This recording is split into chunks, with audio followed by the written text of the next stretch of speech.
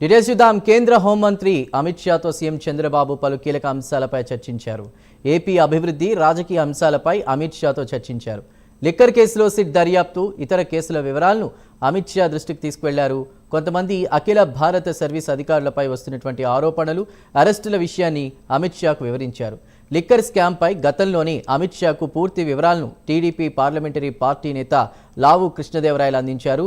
వేల కోట్ల కుంభకోణంతో పాటు విదేశాలకు డబ్బులు తరలింపుకు సంబంధించినటువంటి వివరాలు అమిత్ షాకి ఇచ్చారు. లిక్కర్ కేసు దర్యాప్తులో సిట్ దూకుడు పెంచింది.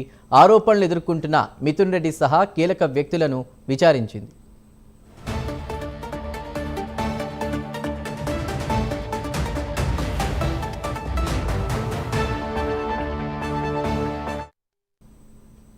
మరోవైపు మే 2న ఏపీలో ప్రధాని మోదీ పర్యటించనున్నారు. అమరావతి నిర్మాణ పనుల పునఃప్రారంభం, ప్రధాని పర్యటన ఏర్పాట్లపై అమిత్ షాతో చంద్రబాబు చర్చించారు. రాజ్యసభ స్థానానికి అభ్యర్థి ఎంపికపై చర్చించారు. ఏపీలో ఖాళీ అయిన రాజ్యసభ స్థానానికి నేటి నుండి నామినేషన్లు స్వీకరిస్తున్నారు. కూటమి తరపున పోటీ అభ్యర్థి ఎంపికపై అమిత్ షాతో చంద్రబాబు చర్చించారు. బీజేపీ అభ్యర్థికి టీడీపీ మద్దతు ఇవ్వనుంది. సంఖ్యాబలం రీత్యా కూడా ఎన్డీఏకే ఈ స్థానం దక్కనుంది. మరిన్ని విషయాల్ని మా నేషనల్ బ్యూరో చీఫ్ కళ అందిస్తారు. కళ. చందు, దాదాపు యూరోప్ పర్యటన ముగించుకొని చంద్రబాబు నాయుడు ఈరోజు అంటే అర్ధరాత్రి ఇక్కడికి చేరుకోవడం జరిగింది. దాదాపు దాదాపు 4 కేంద్ర మంత్రులతో సమావేశమయ్యారు. ముఖ్యంగా మనకు కేంద్ర మంత్రులు సిఆర్ పాటిల్, కేంద్ర జలశక్తి శాఖ మంత్రి సిఆర్ పాటిల్తో, తర్వాత కేంద్ర న్యాయశాఖ మంత్రి అర్జున్ రామ్ మెహ్వాల్తో, తర్వాత కేంద్ర వాణిజ్య పరిశ్రమల శాఖ మంత్రి పీయూష్ గోయల్తో, కేంద్ర హోంశాఖ మంత్రి అమిత్ షా గారితో కొద్దిసేపటి క్రితమే సమావేశం ముగిసింది. దాదాపు మరి కొద్దిసేపట్లో ఢిల్లీ పర్యటన ముగించుకొని ఆంధ్రప్రదేశ్కి బయలుదేరుతున్నట్లు కూడా సమాచారం అందుతూ ఉంది. ముఖ్యంగా ఈ రోజు కేంద్ర మంత్రులతో సమావేశమైన పక్షంలో దాదాపు రాష్ట్రానికి సంబంధించినటువంటి అనేక అభివృద్ధికరమైనటువంటి అంశాలను ప్రస్తావించడం జరిగింది. ఒకవైపు ఏదైతే మనకు పీయూష్ గోయల్తో జరిగినటువంటి కేంద్ర మంత్రి పీయూష్ గోయల్తో జరిగినటువంటి సమావేశంలో ముఖ్యంగా ఆక్వాకు సంబంధించినటువంటిది ఏదైతే టారిఫ్ అమెరికా తర్వాత ఇండియాకు సంబంధించినటువంటి టారిఫ్ వలన చాలా మంది రైతులు నష్టపోతున్నారు. దాదాపు ఇప్పటి వరకు కూడా 8 లక్షల మందికి పైగా ఆంధ్రప్రదేశ్ నుంచి రైతులు నష్టపోయారు అన్నటువంటి పూర్తి డాటాతో కూడా, పూర్తి సమాచారంతో కూడా కేంద్ర మంత్రి ఇక్కడ మనకు పీయూష్ గోయల్తో కూడా సమావేశంలో కూడా ఇది ప్రత్యేకంగా చర్చించడం జరిగింది. దాదాపు త్వరలో పీయూష్ గోయల్ అమెరికా పర్యటన కూడా చేయబోతున్నారు. దీనికి అనుగుణంగానే ఈ రోజు ఈ సమావేశంలో రైతులు ఏ విధంగా నష్టపోయారు ఈ టారిఫ్ వల్ల అన్నటువంటి పూర్తి నివేదికలతో ఈ సమావేశం జరిగిందని చెప్పవచ్చు.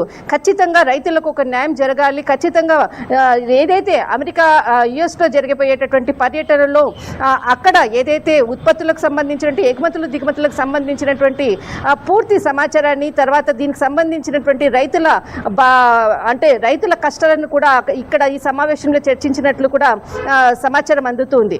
మరొక వైపు ఏదైతే మనకు కేంద్ర హోంశాఖ మంత్రి అమిత్ షా గారితో జరిగినటువంటి సమావేశము చాలా కీలకమైనటువంటి సమావేశం. ముఖ్యంగా దాదాపు ఇక్కడ ఒక 25 నిమిషాల పాటు జరిగినటువంటి సమావేశము.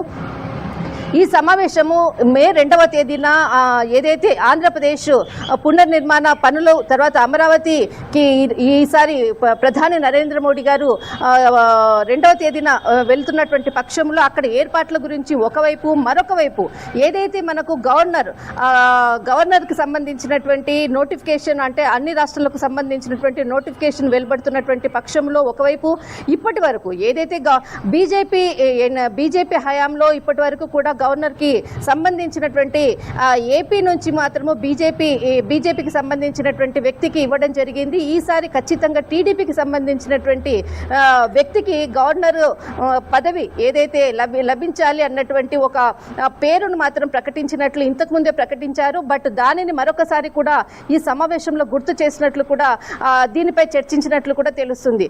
ముఖ్యంగా బీజేపీ హయాంలో ఉన్నటువంటి ఏదైతే ఖమ్మంపాటి హరిబాబు గారికి ఇచ్చినటువంటి బీజేపీలో ఆంధ్రప్రదేశ్ నుంచి ఇవ్వడం జరిగింది. మరొకసారి ఇక్కడ ఆంధ్రప్రదేశ్ నుంచి ఒక వ్యక్తికి ఇవ్వాలి అన్నదే ఇక్కడ ఒక ప్రతిపాదన హోంశాఖ మంత్రి అమిత్ షా ముందర పెట్టినట్లు తెలుస్తుంది.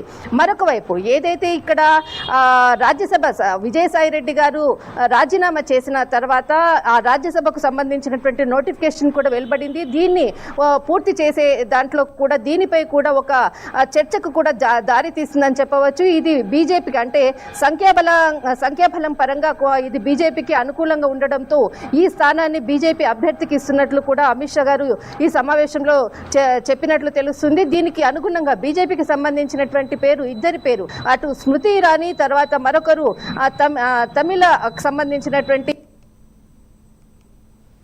కూడా ఈ సమావేశంలో చర్చకు వచ్చినట్లుంది. అంటే ఏదైతే రాజ్యసభకు సంబంధించినటువంటి పేర్లలో ఖచ్చితంగా టీడీపీ మద్దతు ఇవ్వాలి అన్నట్లుగా ఈ సమావేశంలో కూడా ఒక కీలకమైనటువంటి చర్చ మాత్రం జరిగినట్లుంది.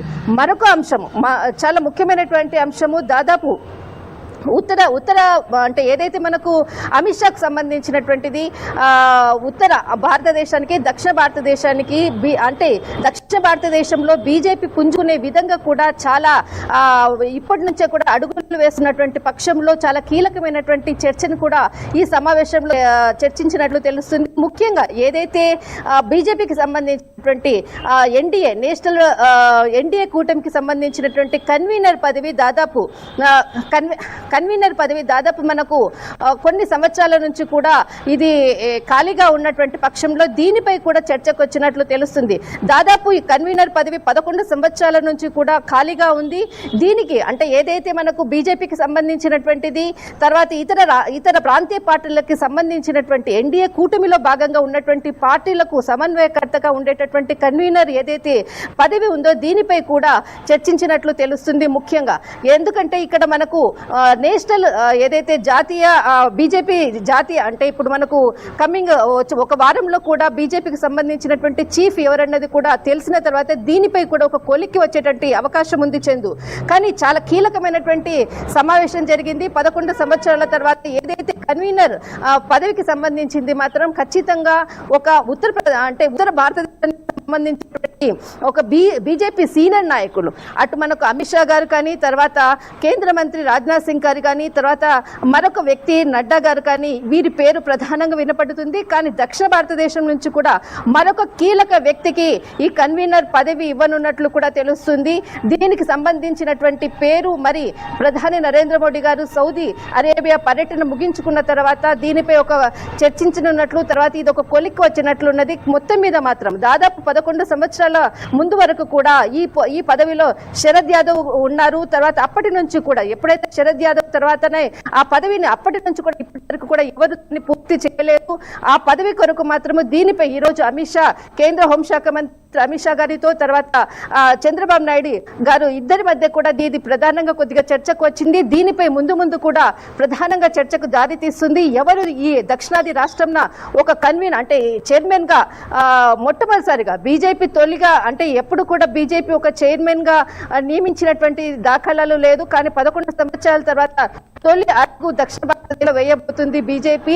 ఇక్కడ దక్షిణ భారతదేశంలో మనకు వచ్చేసేసి సౌత్ లో బీజేపీ ముందుకు వెళ్లాలన్నటువంటి ఆలోచనతో ఉన్నటువంటి బీజేపీ ఇప్పుడు మాత్రం ఒక తొలి అడుగు వేయబోతుంది. దీనికి సంబంధించినటువంటి వరకు ఈ చైర్మన్ కి సంబంధించినటువంటి అటు ఎవరికి దక్షిణ అంటే సౌత్ లో మనకి ఎవరికి ఆ పదవి లభించబోతుంది అన్నది మాత్రము ఒక క్రియాశీలకమైనటువంటి చర్చకు మాత్రం దారి తీస్తుంది చందు. రైట్ కళ, థ్యాంక్ యూ.